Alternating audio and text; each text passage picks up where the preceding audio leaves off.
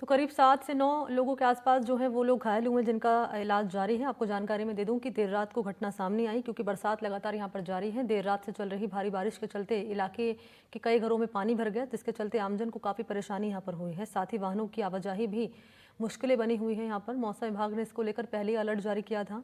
इसके चलते तापमान में गिरावट देखने को मिली है। और ये 2 तस्वीरें आपके सामने रख रहे हैं। बारिश के चलते जलभराव के हालात बने हुए हैं। लगातार बारिश का दौर चल रहा है और भारी बरसात ने किस तरीके से लोगों की मुसीबतें बढ़ा दी हैं, घटना सामने आ रही हैं। और इसी सिलसिले में इसी कड़ी में एक और घटना सामने आई है जोधपुर से ही, जहां दीवार गिरने से 3 मजदूरों की मौत हो गई है, 9 लोग घायल हुए हैं।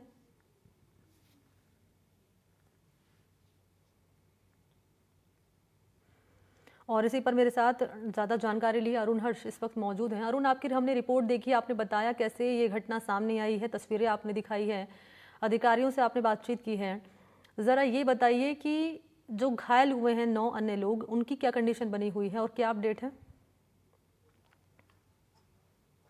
बिल्कुल मणि, अगर बात की जाए उससे पहले मैं कुछ दिखाना चाहूंगा। ये वो लोग हैं जो रात को पुलिस की हम्म। मदद करने के लिए आसपास के जो बोरनाडा के क्षेत्र के लोग थे। सबसे पहले पुलिस मौके पर पहुंची थी, पुलिस ने स्थानीय मदद ली, उसके बाद एनडीआरएफ की टीम मौके पर आई थी। लेकिन कह सकते हैं कि ये वो लोग तमाम लोग हैं रात 3 बजे से यहाँ पर जो पुलिस प्रशासन की मदद कर रहे थे। और सबसे बड़ी बात आपको मैं एक और बताना चाहूंगा, जो पुलिस के अधिकारी है, आप देखिए रात को सिविल में भी जैसे थे वैसे ही आ गए थे और सारी अगर कह सकते हैं रात को रेस्क्यू किया। हालांकि ये अलग बात है कि 3 लोगों की मौत हो गई थी, लेकिन उसके बाद जो लोग बचे हुए थे उनको बाहर निकालने का प्रयास किया था। सर, किस तरह से जो अभी जो 9 लोग घायल है उनकी क्या स्थिति है अपडेट? सर वहाँ पे एम्स के अंदर भर्ती हैं और उनकी स्थिति अभी ठीक है। उनमें से कोई ज़्यादा अब सीरियस नहीं है। जो 3 कैजुअलिटीज़ हुई हैं उसके अलावा अभी सीरियसनेस नहीं है, बाकी उनका इलाज चल रहा है एम्स में।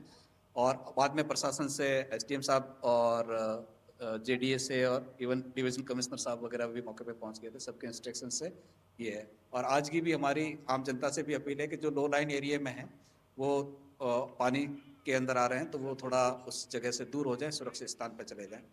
देखिए, प्रशासन अपील कर रहा है, एसडीएम है हमारे साथ। सर, किस तरह से आप लोगों ने गाइडलाइन जारी की है और लोगों को मालूम था रात को बारिश बारिश हो सकती है, आपने किस तरह से तैयारियां की थी? कंट्रोल रूम भी बनाया आपने?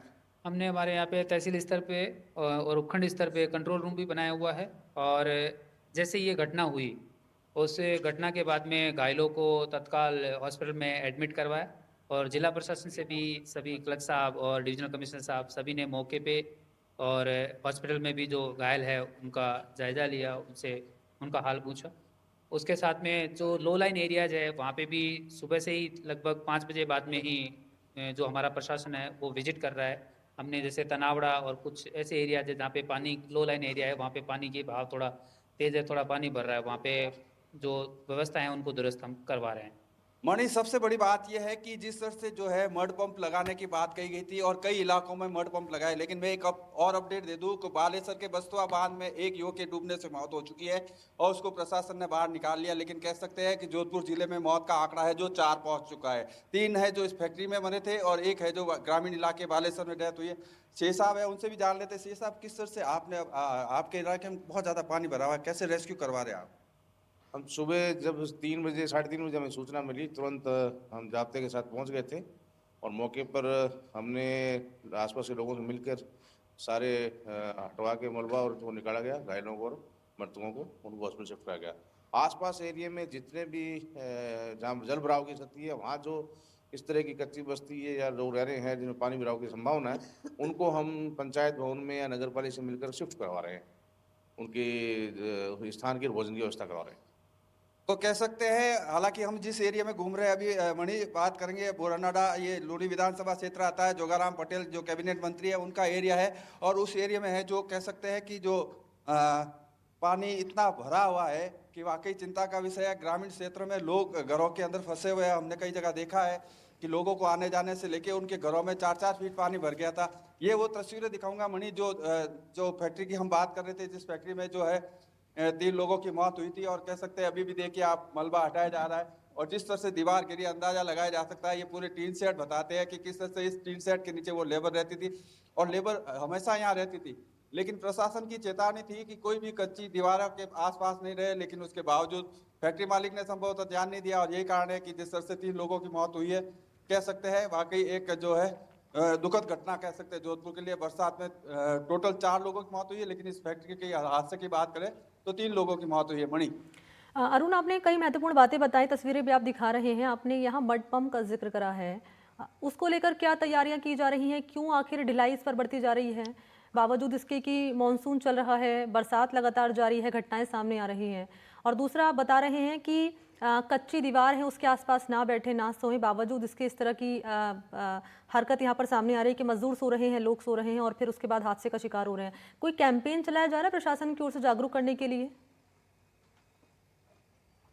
देखिए मणि, अगर बात की जाए जिस तरह से अगर ये दीवार की बात की जा रही है और दीवार के साथ साथ अन्य जगहों पर भी अगर हम बात कर ली जाए तो जिस तरह से जो है प्रशासन ने अलर्ट जारी कर दिया, लेकिन उसके बाद भी ये ध्यान नहीं रखा।